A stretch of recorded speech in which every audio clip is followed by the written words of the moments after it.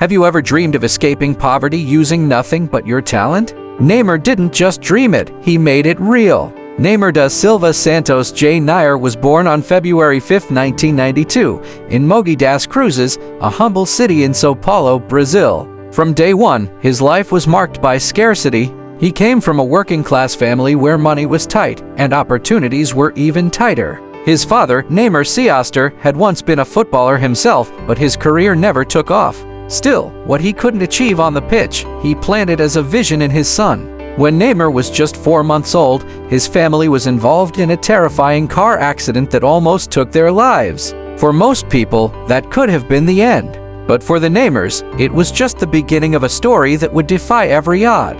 They moved to São Vicente, then later to Praia Grande, struggling every day to make ends meet. At night, Neymar sometimes had to study by candlelight because the electricity had been cut off. They couldn't afford new shoes, let alone football boots. But Neymar didn't need much. Give him a ball and a few feet of space, and he would light it up with magic. By the time he was 7, people already whispered that he was special. Coaches, neighbors, even strangers who saw him juggling the ball barefoot in the street, everyone knew this kid had something. His father, who now worked multiple jobs, made a decision. He would dedicate his life to guiding his son's talent, not just as a parent, but as a mentor, agent, and protector. He knew that the streets could swallow dreams if left unguarded. Little by little, Neymar began playing futsal indoor football where he developed lightning-fast reflexes, creativity, and that unmistakable flair that would later define his style. Futsal sharpened his instincts. The close spaces forced him to think faster, move smarter, and dribble like no one else. Even at a young age, Neymar understood one thing: football wasn't just a game, it was his way out. At age 11, Neymar was already drawing attention from Brazil's top football clubs. Santos FC, one of the most iconic teams in Brazilian history, invited him for a trial. The same club where legends like Pelé had once played. And Neymar? He didn't just pass the trial, he owned it. He joined their youth academy, and the club quickly realized they were witnessing something special. The boy had a natural instinct, a vision that couldn't be taught, and a swagger on the pitch that felt almost divine. By 14, he was offered the chance of a lifetime, a trial with Real Madrid. Yes, Real Madrid. Imagine being just a teenager and flying to Spain to train with the same club where Cristiano Ronaldo, Zidane, and Beckham had played. He impressed everyone. So much so that Real Madrid wanted to sign him immediately. But Neymar didn't stay. Why? Because his father made a bold decision. He believed Neymar wasn't ready. Not yet. He wanted his son to grow, to become stronger, and to carry the pride of Brazil on his shoulders before stepping into Europe. So they turned down the offer. Most people thought it was a mistake. But that mistake would change the course of football history.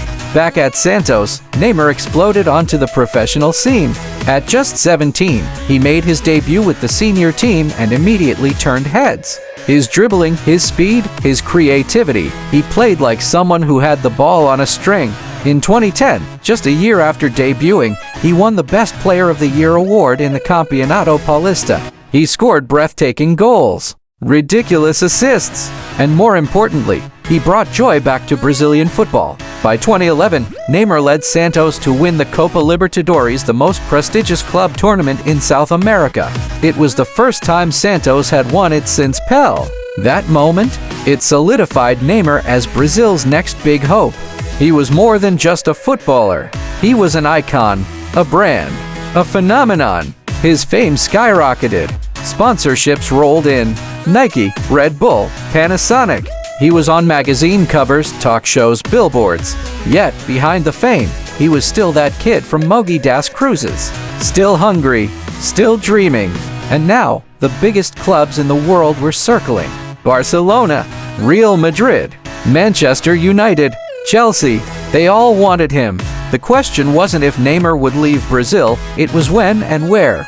Neymar's brilliance at Santos quickly made him a household name, not only in Brazil, but around the globe. Fans flooded stadiums just to watch him play. He was no longer just a promising talent, he had become the face of a new generation of footballers. By the age of 18, he had already won the Copa do Brasil, and at 19, he led Santos to victory in the 2011 Copa Libertadores.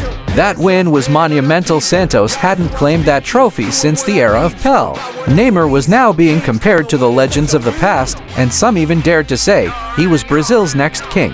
But while he shined in South America, the eyes of Europe were watching closely. Clubs like Real Madrid, Chelsea, and Manchester City all lined up waving million-dollar contracts. But Neymar and his father were strategic. They didn't just want money, they wanted legacy. And legacy was waiting in Spain. In 2013, after months of negotiations and global speculation, Neymar made the leap. He signed with FC Barcelona in a deal worth nearly €90 million, one of the most expensive transfers in football history at the time. And just like that, Neymar went from the beaches of Santos to the grand stage of Camp Nou. But the pressure was immense. He was no longer the biggest fish in a small pond. He was now sharing the field with giants, especially one, Lionel Messi. Would Neymar shine alongside Messi, or would he be eclipsed by his shadow? That was the question the world was asking, and Neymar was ready to answer it. At Barcelona, Neymar didn't just adapt, he exploded. In his very first season, he showed the world he could not only keep up with Messi, he could complement him. And when Luis Suarez joined the squad, something magical happened. The MSN trio Messi, Suarez, Neymar was born. 3 different styles, 3 different backgrounds, but together, they became the most lethal attack in football history. In the 2014 to 2015 season, Barcelona conquered everything. They won La Liga, the Copa del Rey, and the Champions League, a historic treble. Neymar scored 39 goals that season and finished 3rd in the Ballon d'Or, behind only Messi and Cristiano Ronaldo. He was no longer just a prodigy. He was a superstar. But behind the success, a storm was brewing. The media began to speculate. Was Neymar contemplating second fiddle to Messi? Rumors grew louder. Was he just a sidekick? Or was he meant to lead? The comparisons were everywhere. Messi had Xavi and Iniesta. Ronaldo had Benzema and Bale. But Neymar, he was born to rule. Neymar began to feel it too. The pressure, the desire, the hunger to step out of the shadow and become the face of a team, not just part of the ensemble. And then came the offer, a jaw-dropping, earth-shattering proposal from Paris Saint-Germain. They weren't just offering money, they were offering Neymar the chance to become the main character. Euro 220 million, the most expensive transfer in football history. In 2017, Neymar made his decision. He left Barcelona, and the football world would never be the same again.